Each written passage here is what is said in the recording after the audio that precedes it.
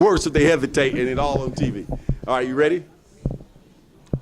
Southwest Florida, welcome to another edition of Lee Pitts Live. Where are we? We are where we are always, every year at this time, around October, November. It's the NAACP Gala here in Lee County, and we cover it from gavel to gavel. We are here tonight. It's early. We're at the reception period. Get a chance to talk to people as they start to file in. I want to give a big shout out to Walter Watson. He's back with us on the 1 and 2s running camera. We're going to get him in front of the camera as well, get a chance to learn about his new investment business as well. Get a chance right now to talk to a distinguished gentleman, happens to have a nice jump shot along the way. Get a chance to talk to James Buchanan, first Vice President, LeeCounty branch of the NAACP. James, welcome to the show again, man. Thank you, Lee. I'm happy to be here. You have a, not only are you civically involved with the NAACP, you also hold an important position with the Lee County School District. Please indulge us on what you do. I am the Executive Director of the Transportation Department in the West Zone over in Cape Coral, and I have working under me at least 300 employees, and we try to get the students back and forth to school every day through our Transportation Department for the Cape Coral area. Man, that surprises me. That one zone has 300 employees under you, so I would assume there are about 4 zones, and all of them basically have this type of capacity? Yes, there's 3 zones. You have the West Zone, which is Cape Coral, you have the South Zone, and you have the East Zone, which is Lehigh Acres. So, yes, all those zones pretty much carry the same amount of buses and the same amount of employees. And the school district is constantly growing? Constantly growing. The school district, we're looking at trying to reach the 90,000 to 100,000 to become a bigger, mega district in the state of Florida. And we're growing. We're growing by leaps and bounds every year. Now, it's rare we see an African-American minorities doing what you are doing. Is it fair to say that you're the only African-American right now in Lee County School District with that type of responsibility as it relates to the busing system? No, we have an executive director who's an African-American who's over the bus and transportation. And we're doing pretty decent in the transportation department. In terms of diversity? As far as diversity, yes, we have of our 4 top spots, 2 are African American, and there's always room for improvement. What has been your assessment of the new superintendent, Dr. Atkins with the T, no, with the K, in terms of his commitment to diversity?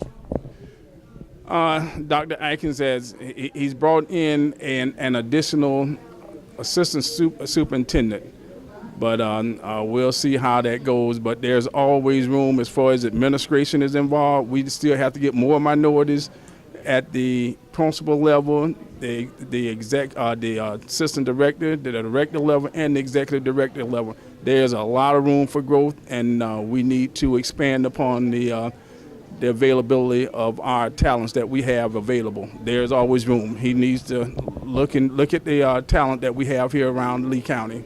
Okay, speak to the importance of diversity in high-level positions throughout the education system. Why is that important?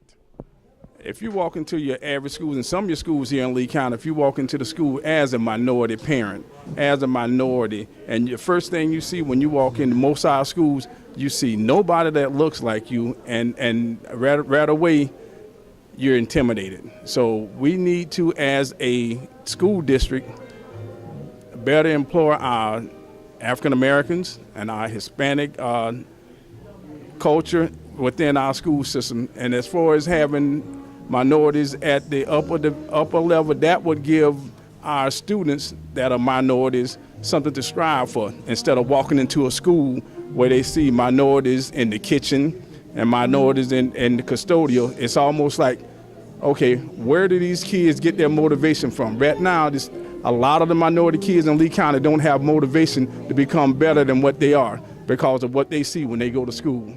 Now, you could have left the Lee County area. You were a standout basketball star. You left, you came back, you stayed in your community. Why did you feel it was important that you do that? Well, I came back because my mom was still here, and to be honest with you, that was one of the main reasons. It was my mom. My mother was still here, And if she wasn't here, I probably would have never came back, but I'm glad I did, due to the fact that I can be an example and a role model for the up-and-coming minority students here in Lee County. Okay, let's get to the banquet that we have here tonight. This is the 2017 Freedom Fund Banquet. Tell our TV audience the purpose of this banquet and what you expect to hear from our keynote speaker tonight. We have this banquet every year, and we are fortunate that we have a keynote speaker who is an African American with scan school.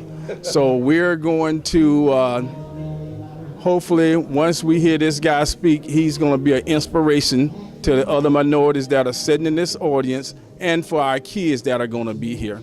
And this time of year, we want to come out for the community so they can see what the NAACP has done during the year and what we will be doing as far as next year that's going to be coming. The progress of the Lee County branch of the NAACP in 2017, how has it been going?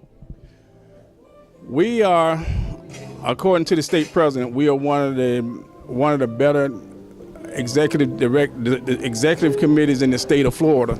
We have even went to the point where we have taken on, and I'll expound on this once we get inside. We're taking on Wauchula, who is their police department is not treating the minorities over there well, and we were assigned to Wauchula to go over and work with the community to make sure we can get better working relationships between the Wauchula Police Department and the black community. I tell you, I don't know what we would do without the NAACP. This is my good friend James Buchanan. We're sitting here acting formal now, but we go back. I used to slam dunk on him back in the day, but I was more of a fadeaway, Dwayne Wade, mid-range, where this guy come down and shoot him like Andrew Toney. You guys don't remember Andrew Toney. Tell him who Andrew Toney is, man. Andrew Toney played for the Philadelphia 76ers and went to Southwest Louisiana. As a matter of fact, Southwest Louisiana recruited me out of Edison to take his place when he left from there. Okay. Yes. And he's from Birmingham, Alabama, just so you guys know. In Birmingham, where I went to high school, I saw Andrew Toney play. He played in our gym. I was a freshman. We were looking through the window at Andrew Toney, and he went on to become a legend, Philadelphia 76ers, also known as the Boston Strangler. We'll be right back with more interviews right here at the NAACP's 2017 Gala on Lee Pitts Live.